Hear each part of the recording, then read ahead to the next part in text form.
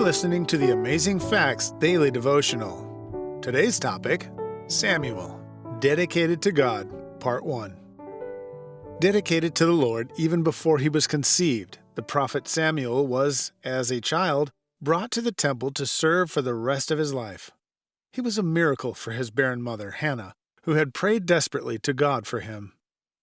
True to her word, Hannah, as soon as she was able, gave Samuel to be trained in the priesthood under the tutelage of Eli, the high priest. He was an obedient boy, hard-working and respectful. He did his duties willingly, even when those around him did not. In the temple, he stood in stark contrast to Eli's own sons, Hophni and Phinehas, who were themselves priests. Hophni and Phinehas abused their office for their own selfish gains.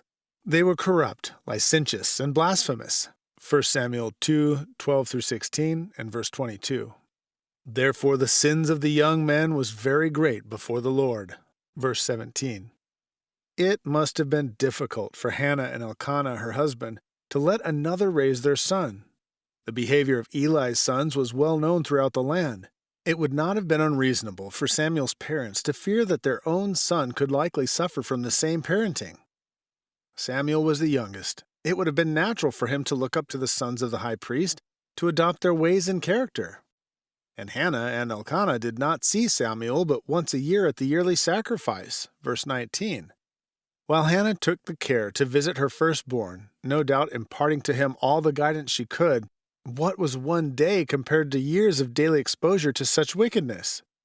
Would it not eventually take its toll on so young and impressionable a mind? But there was something different about Samuel. He wanted to know the Lord, to love the Lord, and as the years passed, he was in favor both with the Lord and men. Verse 26. Samuel, in spite of all that was around him, dedicated himself to serving God. Do you find yourself in places where you are tempted to forsake God and his ways? Think of Samuel, Daniel, or Joseph and how they remained faithful to God in the midst of evil. Our key Bible text today comes from 1 Samuel chapter 1 and verse 11. And she vowed a vow, and said, O Lord of hosts, if thou wilt indeed look on the affliction of thine handmaid, and remember me, and not forget thine handmaid, but will give unto thine handmaid a man-child, then I will give him unto the Lord all the days of his life, and there shall no razor come upon his head. Thank you for listening to the Amazing Facts Daily Devotional.